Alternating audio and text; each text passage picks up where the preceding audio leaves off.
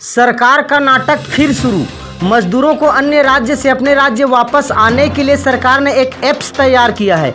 इस ऐप्स को ऑनलाइन भरना है। पहली बात तो मजदूरों को इतना ज्ञान नहीं है कि उस ऐप्स को ठीक से भरना आता होगा। दूसरी बात, जब देश के सभी जिला कलेक्टरों के पास यह सूचना पहुंच चुका है कि कितने मजदूर किस जिले में फंसे हैं, तो संबंधित कलेक्टर अपने कर्मचारियों के सहयोग से सीधा मजदूरों से संपर्क बनाकर ट्रेन या बस में क्यों नहीं चढ़ा रहे हैं। इसका सीधा अर्थ होता है सरकार को मजदूरों से कोई खास लेना देना नहीं है।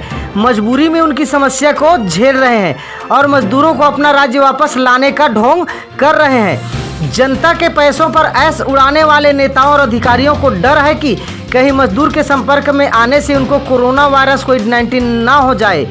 अब भविष्य में देश के मजदूर किसानों को यह तय करना है कि वे देश प्रदेश में कैसा सरकार चाहते हैं। जिस तरह से लॉकडाउन बढ़ रहा है, छोटी सी छोटी चीज़ों के लिए देश की आम जनता, गरीब किसान मजदूरों को सरकार के सामने नाक रगड़ना पड़ेगा।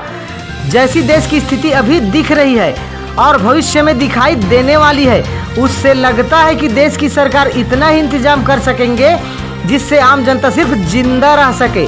रोजगार, नौकरी, बेहतर शिक्षा, बेहतर स्वास्थ्य, अच्छी न्याय व्यवस्था आदि मूलभूत विषयों पर बात ही न कर सके।